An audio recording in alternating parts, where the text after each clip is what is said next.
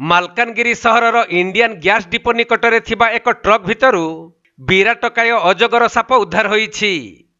ତେବେ ଜଙ୍ଗଲ ଅବକ୍ଷୟ ଓ ଖାଦ୍ୟ ଅଭାବରୁ ଏବେ ବନ୍ୟଜନ୍ତୁ ଓ ସରୀସୃପମାନେ ଖାଦ୍ୟ ଅନ୍ୱେଷଣରେ ଗ୍ରାମ ଏବଂ ସହର ଭିତରକୁ ପଶି ଆସୁଛନ୍ତି।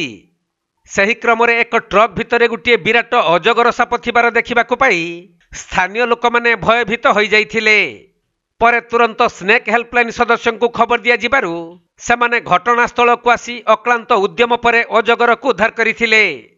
ସେହିପରି MV43 ଗ୍ରାମରୁ ଗୋଟିଏ ଏବଂ ମାଲକାନଗିରି ସହର ଭିତରୁ ଆଉ ଗୋଟିଏ ନାଗସାପକୁ ଉଦ୍ଧାର କରି ସବୁ ସାପଗୁଡ଼ିକୁ ବନ ବିଭାଗକୁ ହସ୍ତାନ୍ତର କରାଯାଇଛି।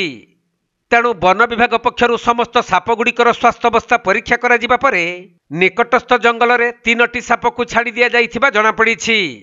ସେପଟେ ପ୍ରତିବର୍ଷ ପ୍ରାୟ ବର୍ଷା ଦିନରେ ଅଜଗର ଖାଦ୍ୟ ଅନ୍ୱେଷଣରେ ଗାଁ କିମ୍ବା ସହର ମୁହାଁ ହୋଇଥାନ୍ତି। ଆମକୁ ରାତି ଘଣ୍ଟେ ଅଧେ ବେଳେ କଲ୍ आइଥିଲା ଯେ ଗ୍ୟାସ୍ ଏଜେନ୍ସି ପାଖରେ ଗୋଟେ ଟ୍ରକ୍ ଭିତରେ ସାପଟା ଇଞ୍ଜିନ୍ ଭିତରେ ରହିଯାଇଛି। ଆମେ ଯାଇକି ରେସ୍କ୍ୟୁ କଲାବେଳେ ଦେଖିଲୁ ଯେ 10 ଫୁଟର ରକ୍ ପାଇଥନ୍ ଆଉ ଆର ଓଜନ ଥିବ 7 ରୁ 8 କେଜି।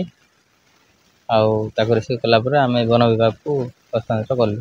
ଏ ଜଙ୍ଗଲ ଜମି କାଟି ଦେଉଛନ୍ତି ତ ଜଙ୍ଗଲ ଫଙ୍ଗଲ ନିଆଁ ଲଗାଇ ଦେଉଛନ୍ତି କାଟି ଦେଉଛନ୍ତି ସେଥିପାଇଁ ସହର ସବୁ ବର୍ଷା ଖାଦ୍ୟ ଯୋଗୁଁ ସବୁ ମୁଖୀ ହେଇଯାଉଛନ୍ତି ସହର। ଓଜନ ହେବ 7 କେଜି ଆଉ 9 ରୁ 10 ଫୁଟ ହେବ। ଏର ଅଛନ୍ତି ସ୍ପେଟିକାଲ୍ କବରା 2ଟା ଧରିଲୁ ରେସ୍କ୍ୟୁ, ଗୋଟେ ତଳ ସାଇରୁ ଗୋଟେ 43ରୁ ଆଉ ଲମ୍ବା ହେବ 3 ଫୁଟ ଲେଖା।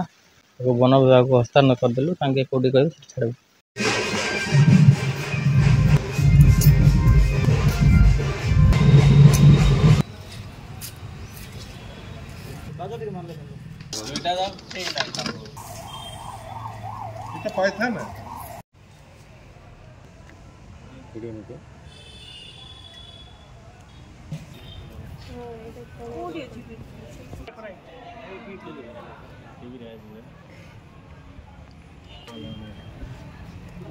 ମାଲକାନଗିରି ଜିଲ୍ଲାରୁ ସନ୍ତୋଷ କୁମାର ପଣ୍ଡାଙ୍କ ରିପୋର୍ଟ, କୋଣାର୍କ ଲାଇଭ୍।